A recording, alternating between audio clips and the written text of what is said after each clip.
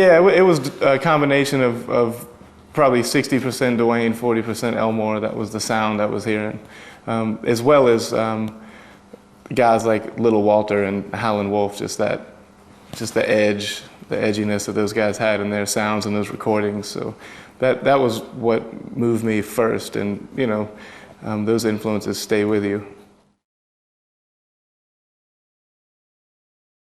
To me, it's great to key in on the technique and what's happening with a player, but to me it's much more about you're trying to hit on emotions, you're trying to move people, and if you can't do that, I don't have any time. Like, I'm not going to go see somebody because they're good. Something's got to happen, you know, and that's the way we approach our group. It's not. There's never a moment where we're like, well, we got to play this so we can show what we can do. It's much more about, you know, trying to hit on different themes and different emotions within a set, and you know, and hopefully that is translated, because we've done over the years shows with every type of guitar player imaginable, and a lot of times you'll get these just guitar head audiences, and it just feels weird, like everyone's just kind of staring. Like, what do you got? So hopefully with the audience that comes out to see us, it's a little different take on that. We'll write a set list before the show every night, and 90% of the time we end up abandoning the set list, and you go with where the audience needs to go. You know, there's sometimes you just see a song coming up, you're like, I don't really want to play that now. you call a lot of audibles. So and you know, being around bands like the Allman Brothers and now doing the Clapton gig and seeing these pros, these veterans at work, and a lot of it is that, like, pacing is really important. It's important to, if you really air it out on a song, to, you know, to kind of have some space in the next tune for the guys on stage and the audience to catch your breath. If you keep hitting people over the head over and over, just by the end of it, everyone just wore out. Because I've been to shows that I love, but I left just feeling kind of like I had had enough. Instead of actually going on a ride, you know, that's what you hope for. Another great musician, Jeff Sipe, who played in a band with O'Teal and Jimmy. They had a band called the Aquarium Rescue Unit, just an amazing group. Jeff turned me on to Ali Akbar Khan and Nusrat Fateh Ali Khan, and it was at the perfect time. I was probably 15 or 16 and ready to hear something else, and just the devotion these guys were given to their music, and it was the right time and right place to hear that stuff. So I really dove into it, but only from a listening side. Like, I wasn't even attempting to play it. But after listening to that stuff for 2 or 3 years straight, it just starts coming out and you're playing, and then you know, then decided to actually attempt it. And Ali Akbar Khan has an Indian classical school, and one in India and one in California. So whenever we were out on the West Coast, we would stop by the school and sit in on a few classes, just watch him do his thing. I ended up buying a sarod there, the instrument that he plays, and just spending time messing with that. And it's also a fretless instrument, like, so it's really similar to the slide guitar. So I found I could adopt a lot of that stuff to what we were doing, and then, you know, being lucky enough to have guys in the band that are open-minded and versatile enough to attempt a qawwali tune in a set is fun. So, you know, we started incorporating that maybe 5-6 years ago into what we do, and it's I think it's turned into a nice thing. It's definitely a nice, for me, it's a nice moment of the night every night, because just the way those melodies unfold, it's really wide open, and it's really about the purity of the tone and really focusing in on that. So it's a nice way to kind of get back in tune, and but yeah, there's so many beautiful melodies coming out of that school. You know, it's all rhythm and melody. So it really helps me soloing and other stuff, just having that, you know, in the back of your head.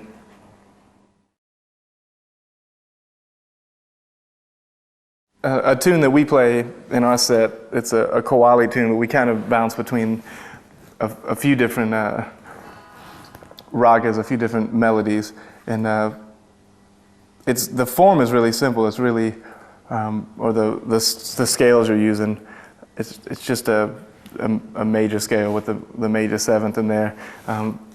But on some of the rags, the trick is there's a melody you play ascending, and then there's a melody you play descending. So you would put the major 7 in on the way up, and you would flatten it on the way down. So little riffs like you start by just kind of stating the tonic, and then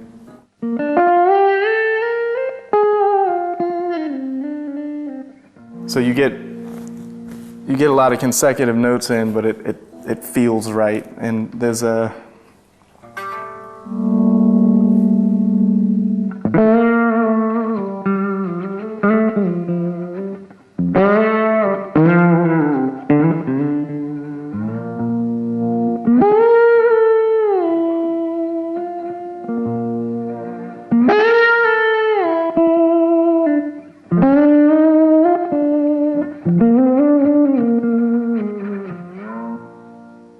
so that little melody is a rag that I took from an Ali Akbar Khan recording. He would play and always come back and state this melody, which is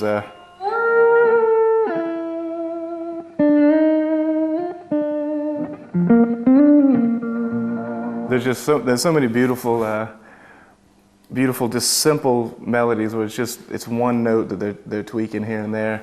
And the other thing that they do that's really interesting and is there's certain notes you can play in a rag, but you have to really emphasize. There's king notes that you have to always come back to and lean heavily on. There's other notes you can kind of flirt with.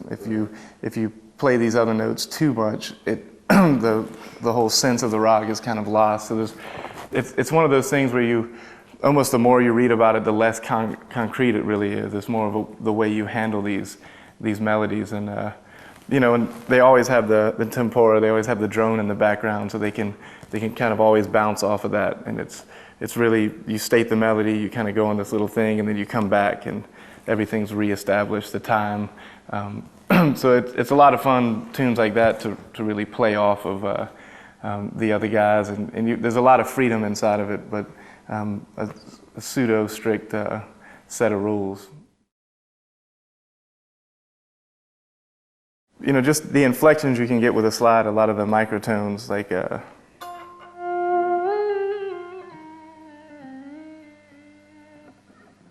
stuff, you can do it unfretted. There's a great mandolin player named Srinivas, who is just amazing player, but he gets all these, it sounds like he's playing a fretless instrument, but it's just basically the same thing.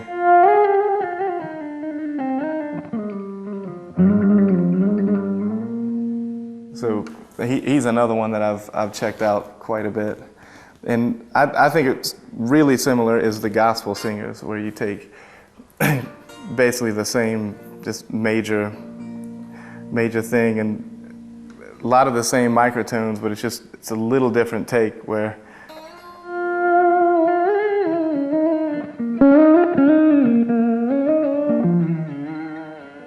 so it's basically the same thing, For me, it seems like it's coming from the same place. It's devotional music. One of them is in the deserts. The other one is in the delta, in the deep south. But I think it's essentially saying the same thing.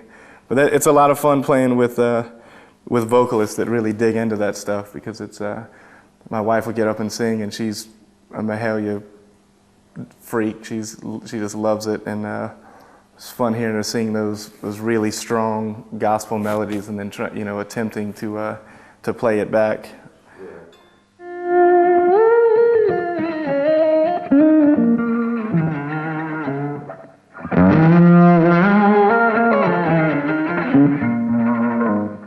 So to me, the beauty of the slide is you can really emulate the human voice. You can really get close to a lot of things where it's a little harder for me to catch that without it. So the more traditional blues approach with the slide and open tuning, you have the Book of White, the Sun House stuff.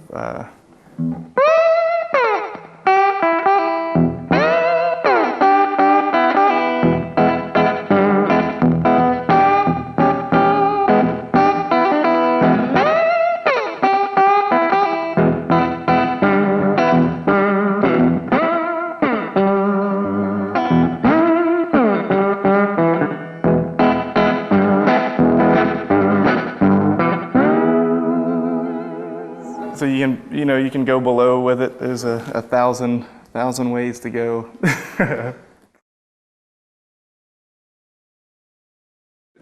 To me, once again, it comes back to I think whatever it takes to get there. Is, if you're hearing something in your head, everybody has their unique thing.